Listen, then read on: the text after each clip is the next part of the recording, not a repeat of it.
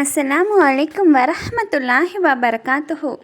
5 நிமிடம் மதர்சா பாகம் 32.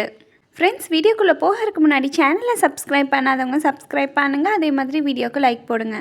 இஸ்லாமிய வரலாறு. யூசுஃப் நபியின் நபித்துவம், அரசாட்சி. அல்லாஹு தாலா யூசுஃப் அலைஹிஸ்ஸலாம் அவர்களுக்கு ஈமான், தௌஹீத், வஹி ஆகிய பர்க்கத்துகளை வழங்கினான். ஆரம்ப காலத்தில் செல்வம், உலக அறிவு, நகர வாழ்க்கை என்றில்லாமல் கிராமத்தின் எளிய வாழ்க்கையை மட்டுமே கண்ட இவர் தாம் விரும்பாமலே மிசிர் என்னும் நாகரிகமான நாட்டிற்கு சென்று வாழ ஆரம்பித்தார். பலவித சோதனை கட்டங்களை கடந்து மிஸ்ரின் அரசரிடம் போய் சேர்ந்தார்கள். ஒரு நாள் அரசரின் கனவு ஒன்றிற்கு விளக்கம் அளித்த பிறகு மிஸ்ரின் தற்போதைய நிலையை பற்றி பேசுகையில், நாட்டில் பஞ்சம் ஏற்பட்டுள்ள இந்நிலையில் அரசை வெற்றி பாதையில் நடத்திடவும் அழிவிலிருந்து காப்பாற்றவும் சரிவு கண்டுள்ள நாட்டின் பொருளாதாரத்தை காக்கவும் என்னிடம் சில திட்டங்கள் உள்ளன என யூசுஃப் அலைஹிஸ்ஸலாம் அவர்கள் கூறினார்கள். கனவு விளக்கம் அளிக்கும் திறமை, உண்மை, நேர்மை, எளிமை ஆகிய பண்புகளை கொண்ட யூசுஃப் அலைஹிஸ்ஸலாம் அவர்களையும் நகர முக்கியஸ்தானங்களையும் அழைத்து அனைவரின் முன்னிலையும் அரசர் ஈமானை ஏற்றார். நபியின் குடும்பத்தினர் மிஸ்ர் குடியேறினார். நபித்துவத்துடன் மிஸ்ரையும் 80 ஆண்டுகள் வரை வெற்றிகரமாக ஆட்சி புரிந்து தமது 120வது வயதில் வபாத்தானார்கள். ஃப்ரெண்ட்ஸ், நம்ம சேனலில் ஏற்கனவே யூசுஃப் அலைஹிஸ்ஸலாம் வாழ்க்கை வரலாற்றை பற்றி ஃபுல்லாக டீட்டெயில்டாக போட்டிருக்க. விருப்பம் இருக்கவங்க போய் பாருங்கள். ஒரு ஃபரலை பற்றி. பிள்ளைகள் சொத்தில் பெற்றோர்களின் பங்கு.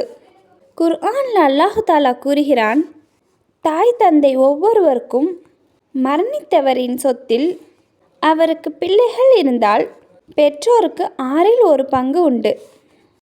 ஒரு முக்கிய அமலின் சிறப்பு. அல்லாஹ்வை தியானித்தல். அல்லாஹ்வை தியானிப்பதற்காக அமருபவர்களை வானவர்கள் சூழ்ந்து கொள்கின்றனர். அல்லாஹ்வின் அருள் அவர்கள் மீது சூழ்ந்து கொள்கின்றது. அவர்களுக்கு மன அமைதி கிடைக்கும் என நபி ஸல்லல்லாஹு அலைஹி வஸல்லம் அவர்கள் கூறினார்கள். ஒரு பாவத்தை பற்றி. உண்மை சாட்சியை மறைத்தல். குர்ஆனில் அல்லாஹு தாலா கூறுகிறான், நீங்கள் சாட்சியை மறைக்க வேண்டாம். எவன் அதை மறைக்கிறானோ நிச்சயமாக அவனுடைய இதயம் பாவத்திற்குள்ளாகிறது. இன்னும் நீங்கள் செய்வதெல்லாம் அல்லாஹ் நன்கறிகிறவன். உலகத்தை பற்றி. உலகப் பொருள் சில நாட்களே.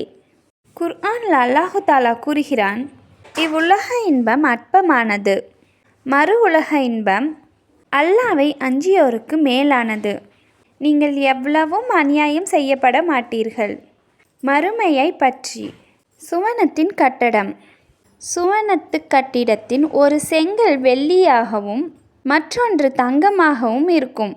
மேலும் அதன் கலவை தூய கஸ்தூரியாகவும் முத்துக்களாகவும் அதன் மண் குங்குமப்பூவாகவும் இருக்கும் என நபி ஸல்லல்லாஹு அலைஹி வஸல்லம் அவர்கள் கூறினார்கள். இந்த ஹதீஸ் திருமதியில் இடம்பெற்றிருக்கு. அன்னலாரின் அறிவுரை. நபி ஸல்லல்லாஹு அலைஹி வஸல்லம் அவர்கள் அலி ரலியல்லாஹு அவர்களிடம் கூறுவதாவது, அலியே, ஒரு பெண்ணை திடீரென பார்க்க நேர்ந்தால் பார்வையை திருப்பிக்கொள். மீண்டும் அப்பெண்ணை பார்க்காதீர். ஏனெனில் முதல் பார்வை உம்முடையது, 2வது பார்வை ஷைத்தானுடையதாகும்.